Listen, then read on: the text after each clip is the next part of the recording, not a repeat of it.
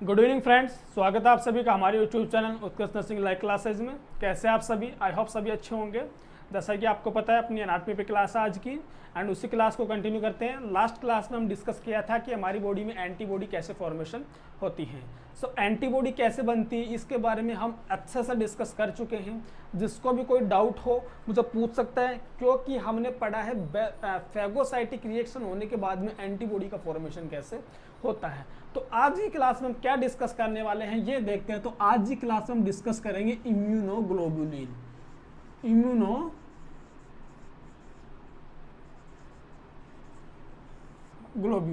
या फिर इससे हम दूसरा नाम भी देते हैं जिसे हम कहते हैं एंटीबॉडी। ठीक है, ये बनी कैसे थी ये हम डिस्कस कर चुके हैं। अब हम डिस्कस करेंगे इनके टाइप्स क्या क्या होते हैं, क्योंकि ओरिजिन तो मैंने बता दिया आपको कैसे ओरिजिन होता है, लेकिन अब हम डिस्कस क्या करेंगे कि ये कैसे वर्क करती हैं, कौन कौन सी कंडीशन होती है जिसमें ये वर्क करती हैं। तो सबसे पहले जो स्टूडेंट न्यू है अपनी बैक क्लासेस को जरूर देखिएगा। यहाँ से उत्कृष्ट नर्सिंग लाइव क्लासेस से आपको बहुत कुछ मिलने वाला है, एंड आई एम श्योर एक दिन आप अपने गोल को अचीव करोगे। सो हमारे साथ आपका सपोर्ट ऐसे ही बना रहे, एंड आप हमारे लिए करेंगे, हम आपके लिए जितना हो सकते हैं बेटर करने की कोशिश करेंगे। सो गाइज इसी तरह आपका प्यार बनाए रखें। सो शुरू करते हैं आज की क्लास को हम इम्यूनोग्लोबिन से। सबसे पहले मैं आपको रिवाइज करवा देता हूँ कैसे इम्यूनोग्लोबिन बनी थी, क्योंकि क्या पता कोई न्यू स्टूडेंट हो जो यहाँ पे अपनी क्लास को फर्स्ट टाइम देख रहा हो। देखिएगा कैसे इम्यूनोग्लोबिन का फॉर्मेशन होता है। तो सुनिएगा ध्यान से, अच्छे से सुनना सभी लोग। बोन मैरो का नाम सबने सुन रखा है। एग्जाम में क्वेश्चन आता है कि जो बोन मैरो होता है, आपके बोन मैरो में स्टेम सेल्स पाई जाती है। सब लोग ध्यान से सुनना, स्टेम सेल्स पाई जाती हैं। क्या पाई जाती है गाइस? स्टेम सेल्स पाई जाती हैं।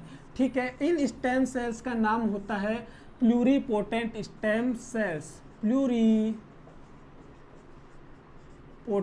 स्टेम सेल्स का इनका क्या नाम होता है? ओके, इन स्टेम सेल्स के अंदर क्या होता है देखिएगा। इन स्टेम सेल्स के अंदर डिवीजन होता है, प्रोलिफरेशन होता है।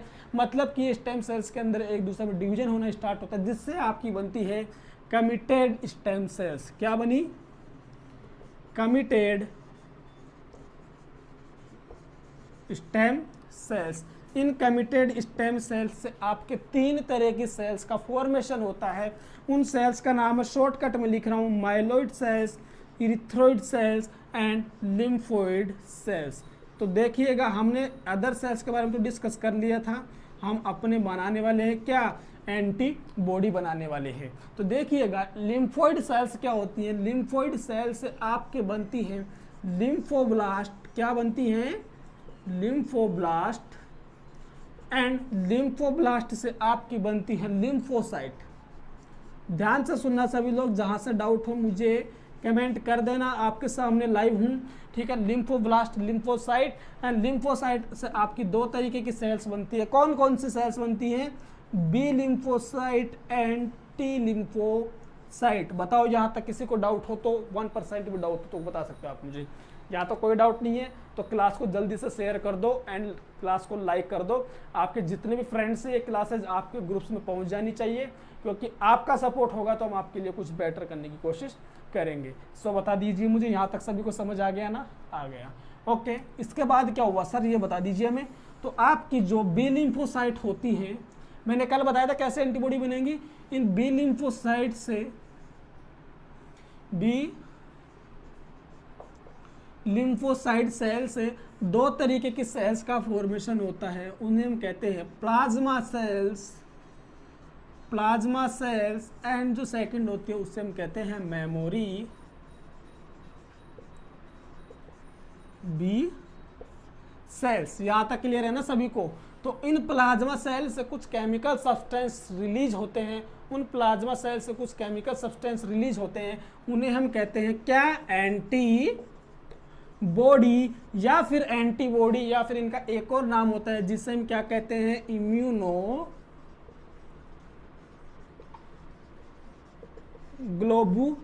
इम्यूनोग्लोबुलिन। यहां तक क्लियर है सभी को? आपकी एंटीबॉडी जो हम डिस्कस करने वाले हैं ये यहाँ पे आ चुकी है। एग्जामिनर क्वेश्चन कर ले आपसे, देखिएगा एग्जाम में क्वेश्चन आता है यहाँ से कि एंटीबॉडी का फॉर्मेशन कहाँ से होता है। फर्स्ट प्रायोरिटी पर राइट आंसर करना प्लाज्मा सेल से होता है। प्लाज्मा सेल्स भी अगर ऑप्शन में ना दे रखा हो तो फिर आंसर करना बी लिम्फोसाइट सेल्स होता है। बी लिम्फोसाइट भी अगर ऑप्शन में ना दे रखा हो तो आप करना यहाँ पे आपके बोन मैरो से आपकी जो आपकी एंटीबॉडी का फॉर्मेशन होता है। बताइए यहाँ तक किसी को डाउट हो तो। ठीक है, यहाँ तक ओके क्लियर आप सभी का। नाउ हम मूव करते हैं अपना जो इम्यूनोग्लोबिन होता है वो किससे मिलके बना होता है, क्या क्या इसमें कंपोजिशन होते हैं, तो ये भी आपको समझ आना चाहिए। इसके स्ट्रक्चर क्या होती है, कितने टाइप्स के होते हैं, तो अब ये डिस्कस करते हैं। जल्दी से क्लास में मज़ा आ रहा हो तो लाइक कर दीजिएगा एंड अपने दोस्तों को शेयर ज़रूर कीजिएगा, क्योंकि ऐसा लेक्चर आपको ना तो कहीं मिलेगा, इतना डिटेल्स में ना कोई बताता है। सिंपली बोल देते हैं आपकी जो इम्यूनोग्लोबिन सेल्स होती है वो कहाँ से बनती है, आपके बोन मैरो के अंदर बनती हैं, और ये बस बात खत्म। इससे आगे आपको कोई नहीं बताता है। अब हम शुरू करते हैं क्या, इम्यूनोग्लोबिन के बारे में। तो इम्यूनोग्लोबिन के बारे में ध्यान से सुनना। आपने प्रोटीन का नाम सुना होगा, कंपोजिशन में पढ़ाया था मैंने ब्लड के अंदर। प्रोटीन आपकी कितनी पाई जाती है, जनरली 7.3 ग्राम पर DL, ये आपका प्रोटीन का नॉर्मल लेवल होता है। यहाँ तक क्लियर है सभी को। ये जो प्रोटीन होती है 3 टाइप्स की होती है, ठीक है, ध्यान से सुनना। 3 टाइप्स की आपकी प्रोटीन होती है। फर्स्ट आती है आपकी albumin, second globulin, then third is fibrinogen. बताइए यहाँ तक क्लियर है सभी का। 3 टाइप्स की होती है।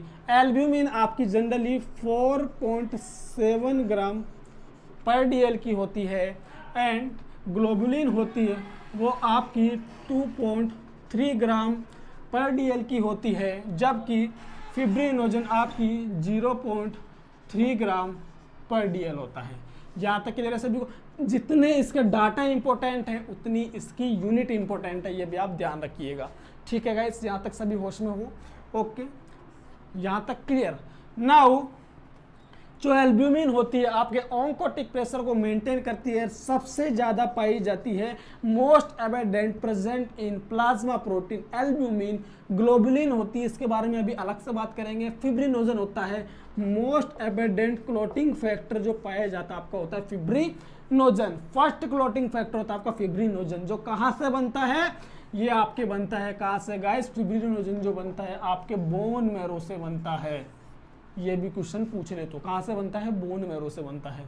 ठीक है, अब देखिएगा, अब जो बची बात किसकी, ग्लोबुलिन की। ग्लोबुलिन से हम बनाएंगे इम्यूनोग्लोबुलिन, ठीक है ना। तो ध्यान से सुनना ग्लोबुलिन के बारे में। इन 2 को मैं हटा देता हूं।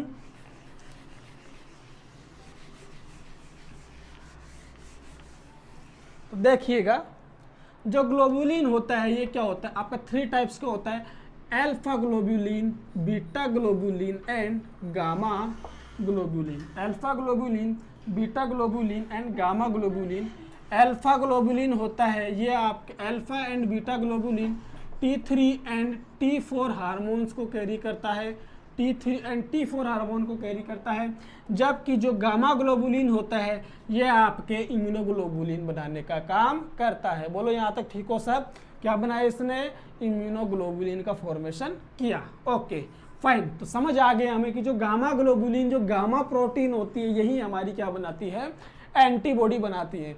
इसीलिए तो कहते हैं कि जो आपके एंटीजन एंटीबॉडी होते हैं वो आपके प्रोटीन्स के बने होते हैं, इसी बेसिस पे कहते हैं। यहाँ तक सभी का क्लियर है, आई होप समझ आया होगा। अब देखते हैं इसके आगे बारे में फर्दर क्या एक्सप्लेन करते हैं, इसमें हम देखते हैं। तो देखिएगा ध्यान से सुनना, जो ग्लोबुलिन की जो स्ट्रक्चर होती है उसके बारे में स्टडी कर रहे हैं। ग्लोबुलिन की स्ट्रक्चर होती है तो कुछ इस तरीके से इसकी स्ट्रक्चर प्रेजेंट होती है। ठीक है, सब लोग कंसंट्रेट करना।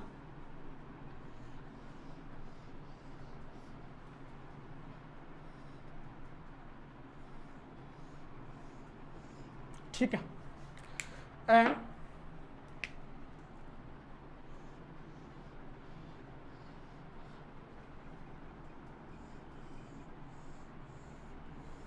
ओके तो आपकी जो सबसे पहले तो जो ग्लोबुलिन की स्ट्रक्चर होती है वो किस शेप की होती है, वाई शेप की होती है। आपसे एग्जामिनर क्वेश्चन कर ले कि कौन सी शेप की होती है, वाई शेप की होती है। फर्स्ट क्वेश्चन क्लियर है यहाँ तक।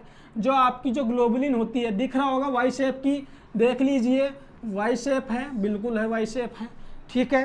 तो यहाँ तक क्लियर है सभी को, स्ट्रक्चर कैसी होती है, वाई शेप की होती है। तो जो एंजियोग्लोबिन होती है उसके अंदर डाइसल्फाइड बॉन्ड पाए जाते हैं। इसके बारे में कुछ भी नहीं पूछेगा आपसे, जो पूछेगा वो क्वेश्चन डिस्कस करते हैं हम। तो ध्यान से सुनना क्या होता है यहाँ पे, जो आपकी ग्लोबुलिन होती है, ये जो ग्लोबुलिन होती है ये सबसे पहले तो एक मोनोमर है, एंड मोनोमर उससे कहते हैं जो ब्लड में प्रेजेंट होती है ग्लोबुलिन, उससे हम कहते हैं मोनोमर। तो ये जो ब्लड में होती है इसे हम कहते हैं मोनोमर। जो मैंने अभी स्ट्रक्चर बनाई है ये सिंगल ग्लोबुलिन है, इसको हम कहते हैं मोनोमर। इसकी आपकी जो होती है, इसके अंदर जो आपकी टू हैवी चेन प्रेजेंट होती है एंड 2 लाइट चेन प्रेजेंट होती है। यहां से क्वेश्चन बनता है, 2 हैवी चेन होती हैं, 2 लाइट चेन होती हैं। जैसे कि आप देख सकते हैं ये आपकी हैवी चेन हो गई ये वाली, एंड ये जो आपकी लाइट चेन हो गई, ठीक है। तो बताइए मुझे 1 2 1 एंड 2, तो कह सकता हूं मैं 2 तो आपकी हैवी चेन होती हैं, 2 आपकी लाइट चेन होती है। जो आपकी एक हैवी चेन का, यहाँ पे लिख रहा हूं अलग से, 1 हैवी चेन का मोलिकुलर वेट होता है, वो होता है 50,000।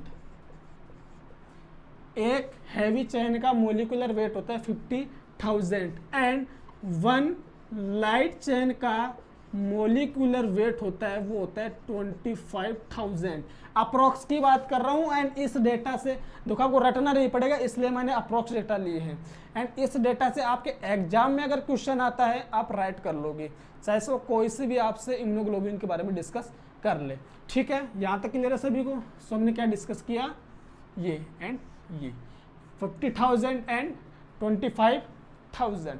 यहाँ तक क्लियर है ना सभी को, आई होप समझ आया होगा। नाउ हमने बात की ये जो एक हैवी चेन का 50,000 होता है, तो सर जो मोनोमर होती है उसका टोटल मोलिकुलर वेट कितना होता है, ध्यान से सुनिएगा। 2 हैवी चेन प्रेजेंट होती है, 2 into 50,000, 2 into 50,000 is equal to 1 lakh, यहाँ से आ गया।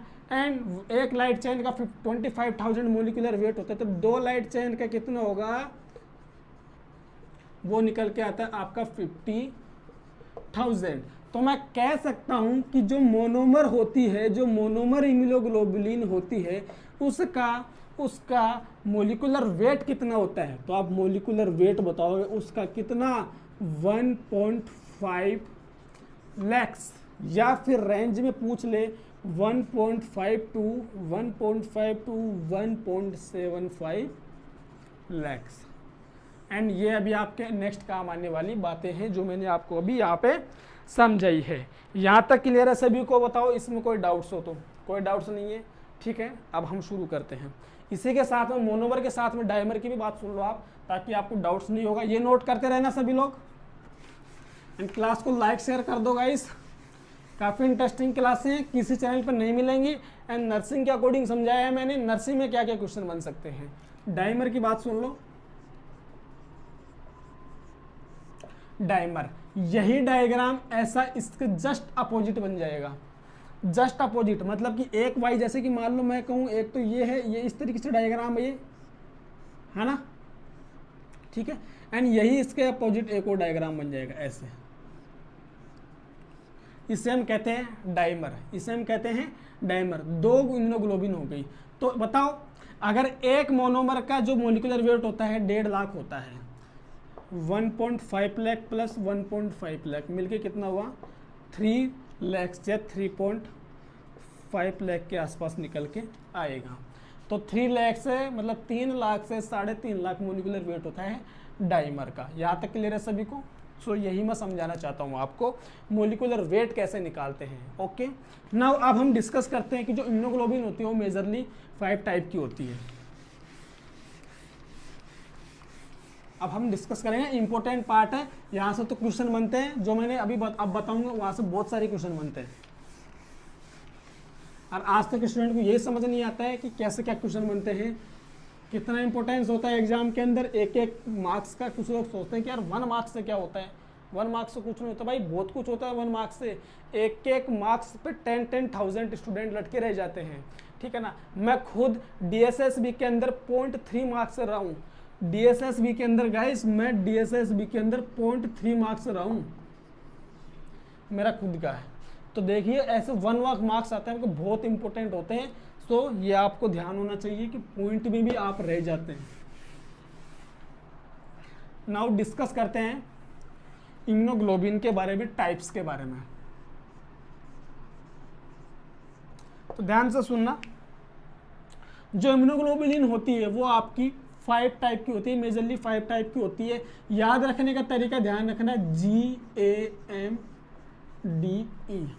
गम दे उसको कहते हैं ना गम दे। अरे भाई किसका गम दे, लोग तो पहले से गम में डूबे हुए हैं, हाँ। तो कहते हैं ना, या फिर याद रख सकते हो गामड़े, कहते हैं ना आवड़े तावड़े गामड़े, तो ये था गामड़े। तो इसे याद रखने का तरीका है गम दे या फिर गामड़े। ओके, अब हम मूव करते हैं इस पे, जो नेक्स्ट आता अपना पार्ट है कि कितने टाइप्स की होती है, ठीक है गाइस। तो देखना, ध्यान से सुनना इसके बारे में। जो आपकी इम्यूनोग्लोबिन होती है मेजरली 5 टाइप की होती है, IgG, IgA, IgM, IgD and IgE। यहाँ तक क्लियर है सभी को? बताओ कोई डाउट्स हो तो, ठीक है। ओके, नाउ मूव करते हैं, ठीक है। इसको हम कहते हैं गामा ग्लोबुलिन, इसको हम कहते हैं अल्फा ग्लोबुलिन, इसको हम कहते हैं म्यू ग्लोबुलिन, इसको हम कहते हैं डेल्टा ग्लोबुलिन, इससे हम कहते हैं एप्सिलॉन। एप्सिलॉन का नाम सुना होगा, मैथ के वर्ड है, फिजिक्स के अंदर जो आते हैं आपके, ठीक है, इसलिए इनका नाम पड़ा हुआ है इसी बेसिस पे। यहाँ तक क्लियर है सभी को? 5 टाइप की आपकी इम्यूनोग्लोबुलिन होती है। अब सर क्वेश्चन ये बनता है कि क्रोनिक इन्फेक्शन में कौन सी इम्यूनोग्लोबुलिन इंक्रीज होती है, एक्यूट इन्फेक्शन में कौन सी इम्यूनोग्लोबुलिन इंक्रीज होती है, आपके ब्लड में सबसे ज्यादा इम्यूनोग्लोबुलिन कौन सी पाई जाती है, सबसे लेस कौन सी पाई जाती है, एलर्जिक कंडीशन में कौन सी इंक्रीज होती है, एक्यूट क्रोनिक इन्फेक्शन में कौन कौन सी इंक्रीज होती है, सबसे ज्यादा मोलिकुलर वेट किसका होता है, कौन सी है जो प्लेसेंटा को क्रॉस करती है, कौन सी प्लेसेंटा को क्रॉस नहीं कर सकती है, ये सब हम अब डिस्कस करने वाले हैं। तो सबसे पहले हम शुरू करेंगे आपकी IgG से, ठीक है ना, IgG से। तो इसको हटा दूं मैं या फिर चलो इधर लिख लेते हैं या रहने देते हैं। तो सबसे पहले हम डिस्कस करते हैं IgG के बारे के अंदर। IgG इम्यूनोग्लोबुलिन गामा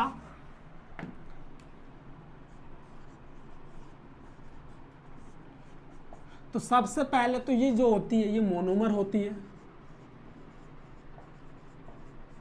अगर मोनोमर होती है तो उसका मोलिकुलर वेट कितना होगा, चैट बॉक्स में आंसर दो मुझे। इसका मोलिकुलर वेट कितना होगा, मैक्सिमम इन द ब्लड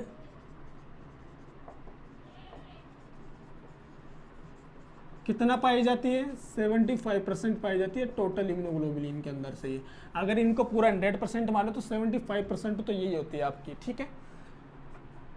लिख देता हूं मैं, इसका जो मोलिकुलर वेट होगा वो आपका होगा 1.5 to 1.75 लाख, ये इसका मोलिकुलर वेट हो गया, ठीक है। Now increase in chronic infection, जब कोई इन्फेक्शन आपकी बॉडी में लॉन्ग टाइम तक रहता है तो कौन सी बढ़ती है। अब बताओ मुझे जल्दी से, क्वेश्चन पूछ रहा हूं मैं कि क्रोनिक इन्फेक्शन में, क्रोनिक बैक्टीरियल इन्फेक्शन में आपकी कौन सी WBC बढ़ती है। यह आज आपका क्वेश्चन है कि क्रोनिक बैक्टीरियल इन्फेक्शन में कौन सी WBC है जो इंक्रीज होती है, यह आप मुझे बताओगे, ठीक है ना। और मैंने हिंट भी दे रखा था, बता देता हूं, जो लार्जेस्ट जो आपकी WBC होती है वही आपकी क्रोनिक इन्फेक्शन में इंक्रीज होती है। सो अब राइट आंसर करोगे कौन सी होती है वो, ठीक है। क्वेश्चन है and can cross placenta, placenta को क्रॉस कर सकती है ये, ठीक है ना गाइस। एंड ये क्या होती है जो आपकी प्लेसेंटा क्रॉस कर सकती है, एंड लार्जेस्ट, या फिर मैं कह सकता हूं लार्जेस्ट इन नंबर, ठीक है ना गाइस, यहाँ तक क्लियर है सभी को। यहाँ से जो भी क्वेश्चन बनते हैं हम डिस्कस कर चुके हैं, तो कि यहाँ से यही क्वेश्चन बनते हैं। सबसे पहले पूछ ले मोलिकुलर वेट कितना होता है। मोनोमर होती है, कहाँ प्रेजेंट होती है, ब्लड में प्रेजेंट होती है। जो ब्लड में होंगी वो आपकी मोनोमर कहलाएंगी, जो बॉडी फ्लूइड्स में होंगी वो डाइमर कहलाएंगी, ठीक है ना। तो यह कहती है maximum in the blood, 1 question, 2 question, can cross placenta बहुत बार आ चुका है, लार्ज इन नंबर, सबसे ज़्यादा यही पाई जाती है 75%, ठीक है। यहाँ तक क्लियर है सभी को। बताओ कोई डाउट्स हो तो IgG से, ठीक है ना। बताओ, नोट कर लिया सभी ने। अब हम नेक्स्ट मूव करते हैं IgM पे, ठीक है गाइस। फ्रेंड्स क्लास को शेयर कर दीजिए, आपका सपोर्ट होगा तभी स्टूडेंट जुड़ेंगे। एंड मैं चाहता हूं कि मेरे साथ इतने स्टूडेंट जुड़ जाए हमारे उत्कर्ष के साथ में कि पढ़ाने में इतना मजा आए, इनके अच्छे रेस्पॉन्स हो, सभी स्टूडेंट्स के रेस्पॉन्स आएंगे तो और ज़्यादा मजा आएगा क्लासेस लेने में, है ना। एंड आप समझ सकते हो जब तक फीडबैक नहीं आता है तब तक आपको भी मज़ा नहीं आएगा। अब पढ़ते हैं हम IgM के बारे के अंदर, सॉरी IgA के बारे में। देखिएगा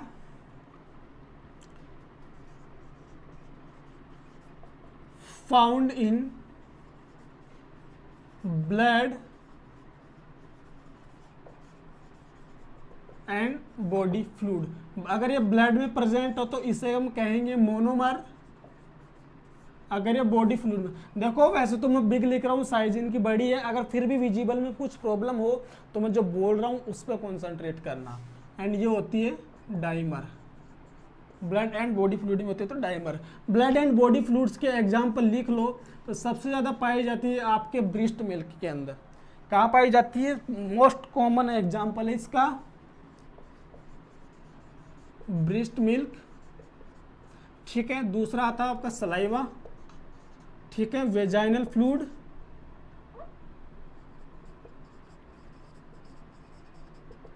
vaginal fluid, saliva, breast milk, ठीक है ना। एंड जो भी आपके स्वेट हो गया तो वहाँ पे क्या पाई जाती है आपकी ये वाली, कौन सी? IgA।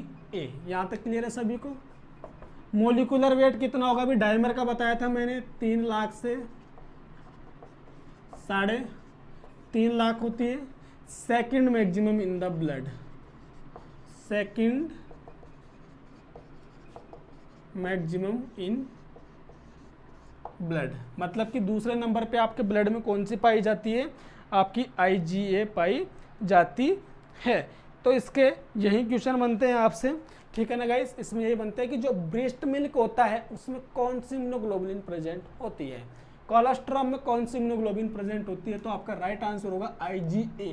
बहुत बार पूछा हुआ क्वेश्चन है कि कोलेस्ट्रॉल में कौन सी इम्यूनोग्लोबुलिन पाई जाती है। यह तो बहुत कम पूछता है मोलिकुलर वेट से, लेकिन जब पूछते हैं वही क्वेश्चन मैं आपको बता रहा हूँ। यहाँ तक क्लियर है सभी को। और आपके कोई टॉपिक्स ना छूट जाए इसीलिए विजिबल है, बाकी और कुछ नहीं है। अब हम थर्ड देखते हैं, IgA हो चुका है। अब हम मूव करते हैं IgM, मतलब कि इम्यूनोग्लोबुलिन म्यू के बारे में बात कर रहे हैं। तो ध्यान से सुनना सबसे ज़्यादा, ये जो होती है पेंटामर होती है, पेंटामर होती है, ठीक है। पेंटामर की साइज देख लो कैसे होती है ये पेंटामर, पेंटामर कैसे होती है ये, तो ध्यान से सुनना। पेंटामर के लिए जैसे मान लो ये, ठीक है,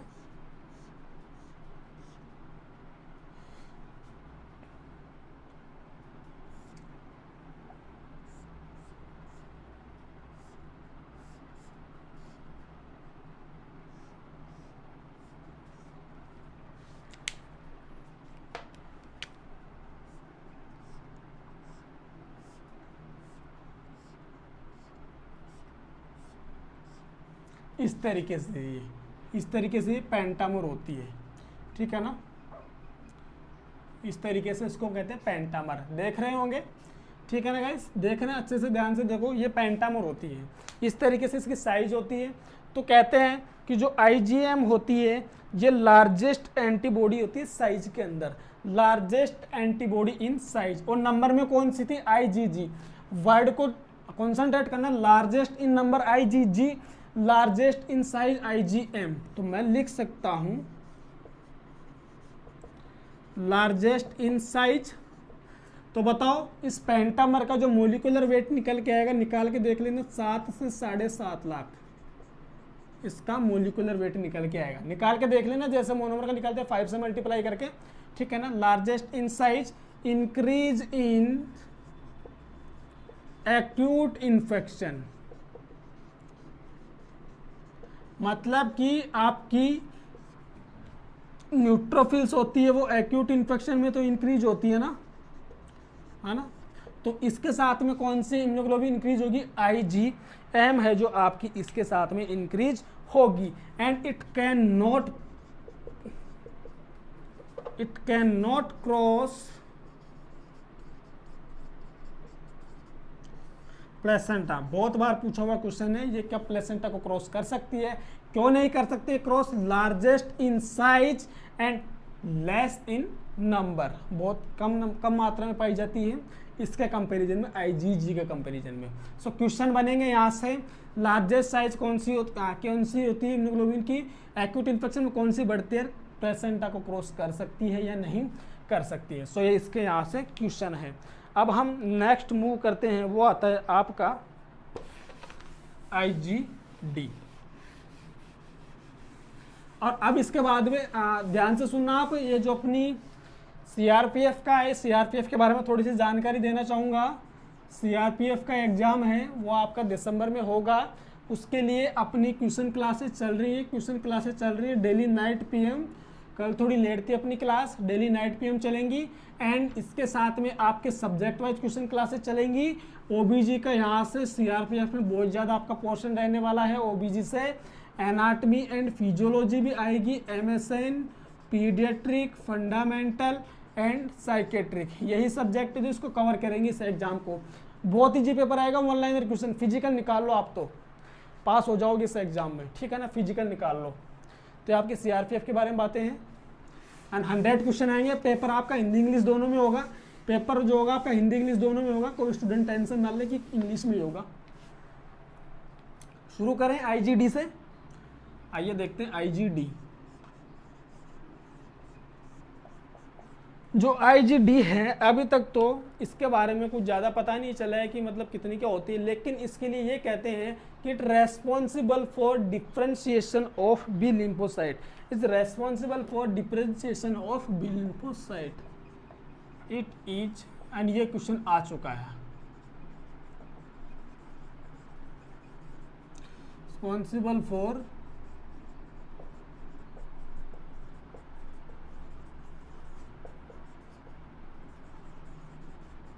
एंड कल की क्लास में बता चुका हूँ, बी लिम्फोसाइट का डिफ्रेंशिएट होता है तो क्या क्या बनती है, plasma cells and memory B cells, ठीक है। यहाँ तक क्लियर है सभी को, बस इसके बारे में इतना बात ध्यान रखो। मोलिकुलर वेट होता है, ये भी आपकी होती है, जो होती है आपकी ये जो आपकी होती है, ये होती है आपकी डाइमर होती है ये, ठीक है, डाइमर होती है। अब हम डिस्कस कर रहे हैं किसके बारे में, लास्ट है जो सबसे इम्पोर्टेंट है वो आपकी IgE के बारे में। इसके बारे में ध्यान से सुन लेना।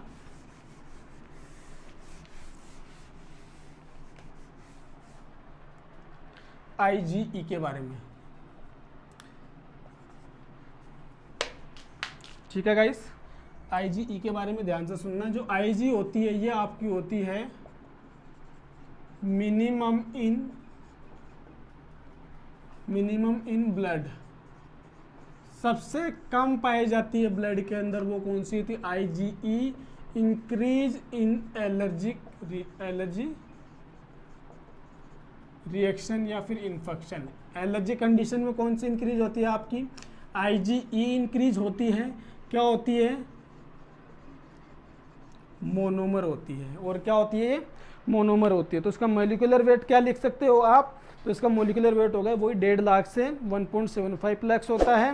एंड ये जो आपकी allergic reaction and parasitic infection के अंदर भी आपकी इंक्रीज होती है। एंड जो आपकी बेसोफिल्स होती हैं वह भी इसी टाइम इंक्रीज होती हैं। और अब आपसे एग्जाम में क्वेश्चन पूछता है कि type first hyper sensitivity reaction के अंदर कौन सी इम्यूनोग्लोबिन इंक्रीज होती है। सो आपका राइट आंसर होगा कौन सा वाला, इम्यूनोग्लोबुलिन GE। Immunoglobulin E. यहाँ तक क्लियर है सभी को। सो अपना टॉपिक यहाँ पे फिनिश है। अब हम जो पीडियाट्री का लेक्चर होगा वो हम पढ़ेंगे इम्यूनाइजेशन, मतलब इम्यूनिटी क्या होती है, कैसे बॉडी के अंदर इम्यूनाइजेशन की प्रोसेस कंप्लीट होती है। सो ये जो लेक्चर होगा अपना किसका होगा, पीडियाट्री का लेक्चर होगा। सो यहाँ तक खत्म है आपका कौन सा वाला, WBC का। अब हम डिस्कस करेंगे प्लेटलेट के बारे में, कैसे क्लोटिंग होती है, कैसे आपके क्लोटिंग फैक्टर एक्टिवेट होते हैं, ये सब हम डिस्कस करेंगे। सो आज के लिए इतना ही, बाकी हम नेक्स्ट क्लास में देखते हैं। वीडियो अच्छा लगे तो लाइक शेयर एंड चैनल को सब्सक्राइब कीजिएगा एंड बेल आइकन को प्रेस कीजिएगा। सो गाइस अब हम नेक्स्ट क्लास में देखते हैं। So thank you so much.